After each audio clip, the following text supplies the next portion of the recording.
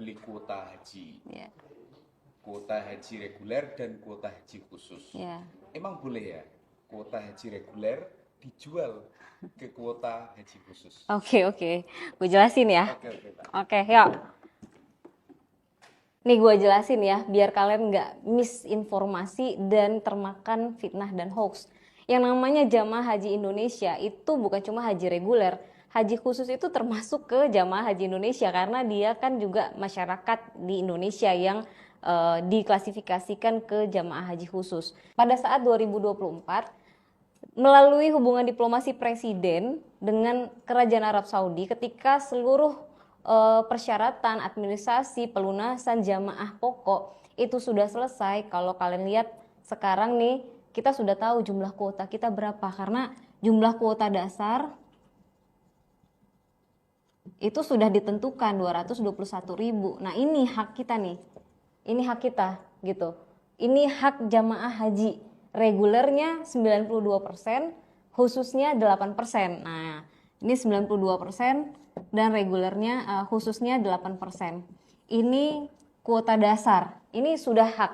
Nah, sehingga ketika seluruh administrasi ini selesai, maka berdasarkan komunikasi diplomasi presiden dengan kerajaan Arab Saudi, dapatlah tuh kuota. Karena ini udah clear, Arab Saudi bilang udah clear. Oke, gua kasih nih kuota tambahan 20.000. Sifatnya adalah tambahan. Oke, sifatnya tambahan. Presiden kemudian menyampaikan kepada Kementerian Agama, ini di-exercise. Mungkin tidak. Dilakukanlah beberapa simulasi, dilakukan beberapa exercise dengan berbagai skema gitu ya. 20.000. Di tahun-tahun yang sebelumnya 2023 itu 8.000. Yang terbesar loh ini kuota tambahan terbesar sehingga kemudian diundang oleh Saudi untuk melakukan simulasi ya. Karena perlu diingat ya, urusan haji ini itu bukan urusan domestik kita aja. Itu urusan kita bersama-sama dengan tuan rumah yaitu Saudi. Nah, perlu kalian tahu, Saudi itu setiap tahun selalu bikin kebijakan baru. Kebijakan terkait dengan penyelenggaraan haji ya dia pasti melihat dari sisi kenyamanan jamaah, infrastruktur dan lain sebagainya karena beberapa kali kan perbaikan. Nah, sehingga di tahun 2024 nih ada kebijakan baru yang namanya zonasi. Nah, sebelum-sebelumnya nggak ada nih. Di dalam kebijakan zonasi, Mina, ini orang kalau belum pernah haji belum tahu nih gambaran di Mina itu. Makanya muncul bahasa kenapa yang 92,8% ini pada akhirnya jadi 50 untuk tambahan. Kan ini pertanyaannya. Why? Kenapa? Nah, ini gue jelasin. Mina itu luasannya segitu-gitu aja, tidak pernah bertambah Mina. Sehingga perlu dihitung. Perlu ada simulasi kalau ada penambahan. Kalau sesuai dengan 92.000 artinya ada 18.400 jamaah reguler ya yang harus ditambahkan dengan kuota tambahan ini. Mungkin enggak? Karena dari yang udah kayaknya kita maksimal di 8.000. Itu aja waktu itu sudah pernah ada insiden. Sampai anggota dewan bilang hati-hati dengan over capacity di Mina gitu. Sehingga dilakukanlah simulasi. Nah, dengan kebijakan zonasi di Mina ini, Mina dibagi menjadi 5 zona. Ya. Jadi Arab bilang, kalau zonanya semakin dekat dengan Jamarot, tempat orang lempar jumroh tuh, maka harga zonanya tambah mahal. Begitu dilihat dan dihitung, anggaran yang paling cocok untuk haji reguler cuma mampu di zona 3 dan zona 4. Ini untuk haji reguler.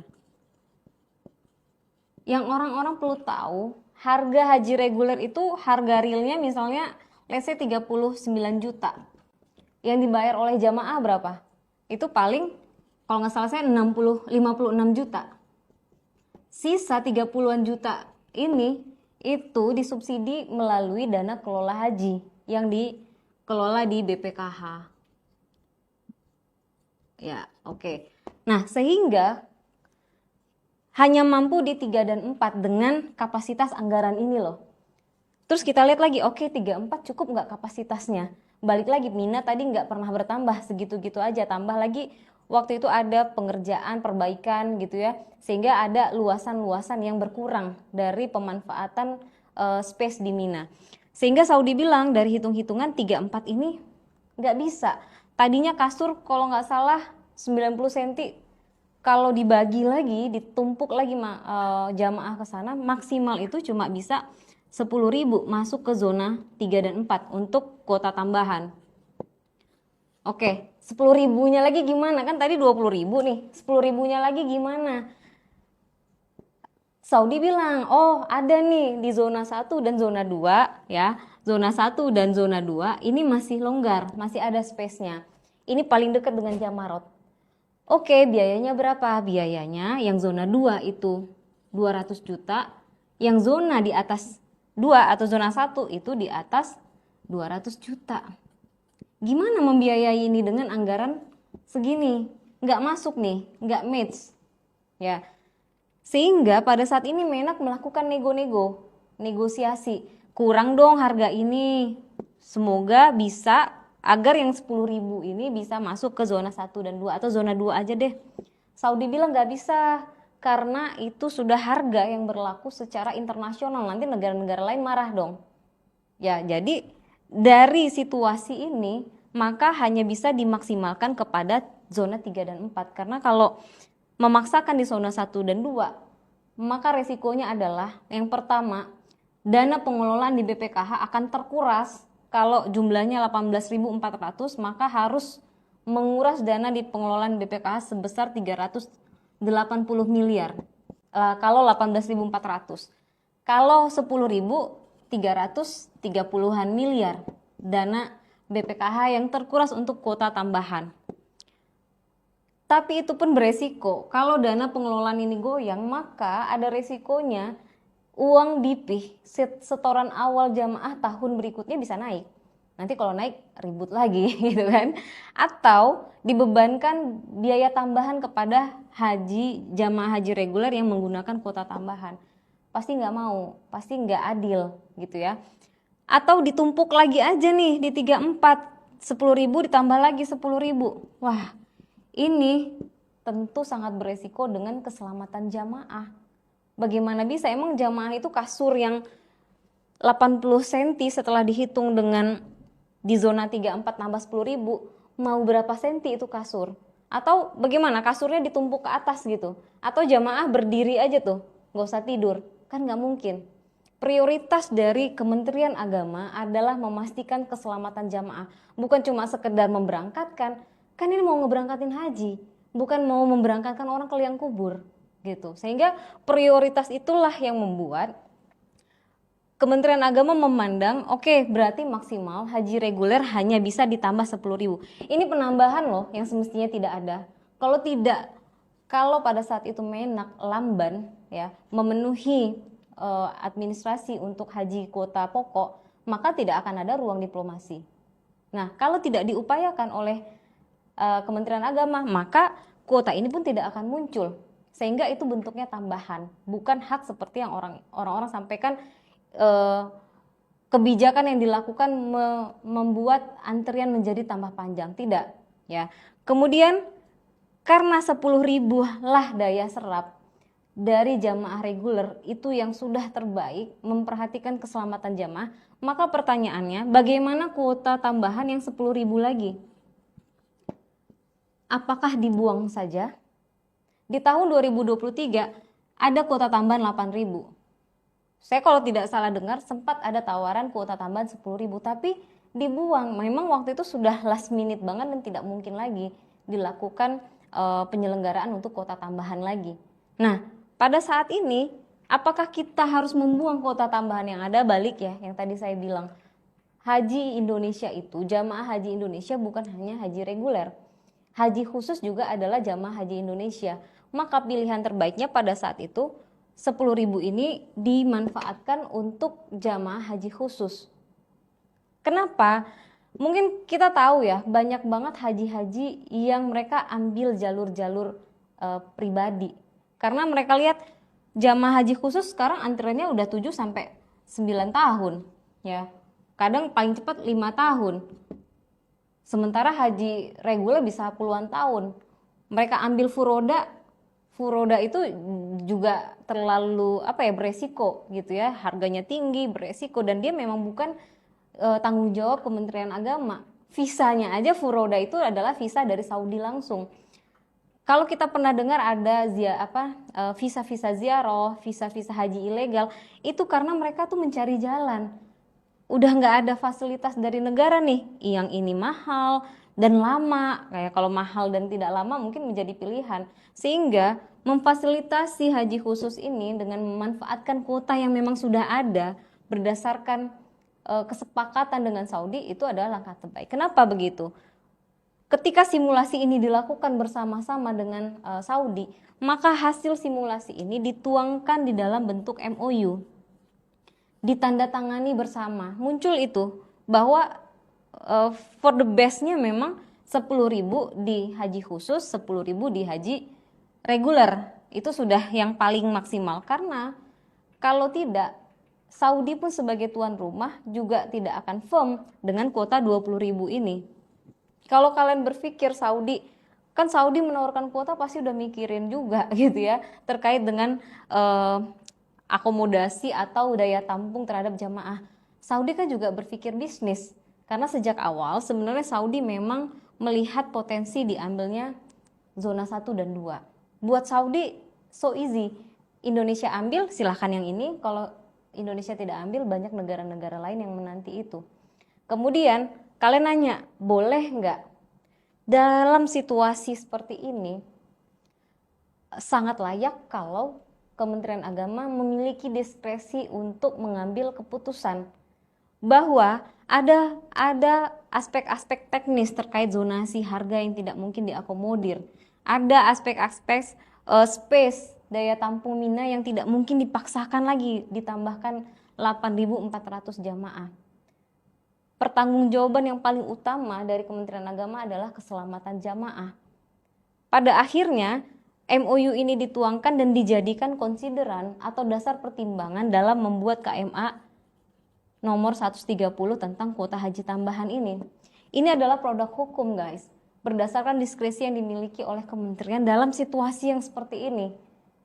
Apakah daya serapnya udah nggak bisa ditampung?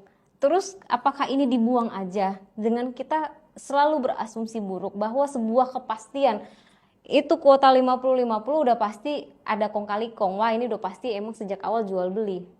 Harus dipisahkan bahwa Kementerian Agama memiliki dasar pertimbangan yang kuat dari sisi aspek hukum, aspek teknis, aspek kemanfaatan, dan aspek keselamatan yang utama. Ini adalah the best skema ya, skema terbaik. Bahwa dalam penyelenggaraan ini ya, kita nggak usah ngomongin penyelenggaraan haji yang melibatkan puluhan ribu jamaah ya, dalam urusan di RT RW aja pasti ada yang main-main ya, dalam di urusan setiap event ada aja yang main-main. Bahwa di dalam kegiatan ini ada yang mengambil keuntungan secara melawan hukum proses. Tetapi bahwa yang saya ingin sampaikan, pola ini tuh ada situasi yang dihadapkan terhadap Indonesia yang direpresentasikan oleh Menteri Agama. Situasinya seperti ini. Ada kondisi yang kita tidak bisa memutuskan sendiri, karena urusan penyelenggaraan haji pasti melibatkan kebijakan yang ada di Saudi. Kita lihat bahwa ada penambahan 10.000 untuk jamaah reguler, 10.000 untuk jamaah haji khusus. Apakah itu tidak sebuah prestasi? Kalau kita lihat bagaimana capaian pelaksanaan haji dengan kuota terbesar, dengan pemberangkatan jamaah haji terbesar dalam sejarah Indonesia, 21.000 ya jamaah. Hasilnya gimana? Ternyata menurut data BPS, kalian boleh cek kok, pelayanan dan kepuasan jamaah itu kalau dilihat dari indikatornya, yang paling rendah itu 71,6 sekian itu ada di tenda ya, tenda. Artinya tenda ini udah over capacity. Udah 71, dia indikasi yang paling rendah dari semua indikasi data pencapaian jamaah tahun 2024. Jadi keputusan untuk tidak memaksakan jamaah ini masuk itu sudah keputusan yang baik. Saya bingung kalau orang berpikir jamaah haji dirugikan dong. Saya paham kita itu jamaah haji reguler sudah antri berpuluh-puluh tahun, tetapi kondisinya yang harus mempertimbangkan keselamatan jamaah itu ya pemimpinnya, ya pejabat negaranya. Setelah haji tahun 2025 baru selesai pelunasan jamaah dari 25 juta itu 2 bulan sebelum keberangkatan. Dengan semua dinamika dan persoalan dan keputusan yang harus segera cepat diambil oleh Kementerian Agama, pada akhirnya ada situasi ini, dan ini sangat bisa ditunjukkan secara faktual, ada datanya, ada dokumentasinya, ada situasinya. Indonesia memberangkatkan jamaah haji setelah 221.000 ini memberangkatkan let's say 15.000 aja jamaah dengan kuota tambahan. Mungkin masuk akal, tapi kan belum pernah. Ini tuh prestasi. Tapi orang memang kalau udah bicara korupsi, agama, bawaannya sensitif. Ya, gue mau kasih lihat kalian lagi satu hal ya.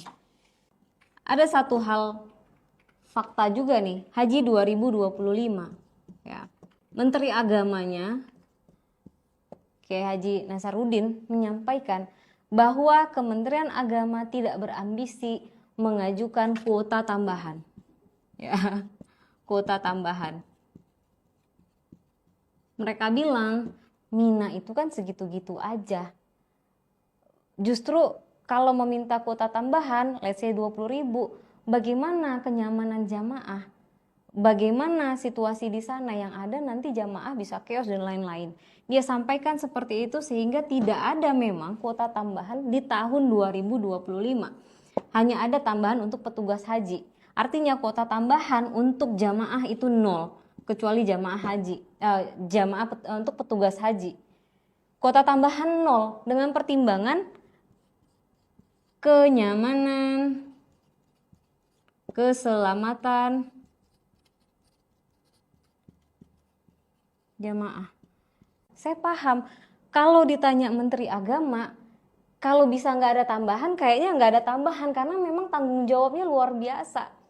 Kejadian tahun 2024 itu hasil diplomasi Presiden dengan Saudi, maka sudah menjadi kewajiban Menteri untuk menjalankan itu dengan skema terbaik.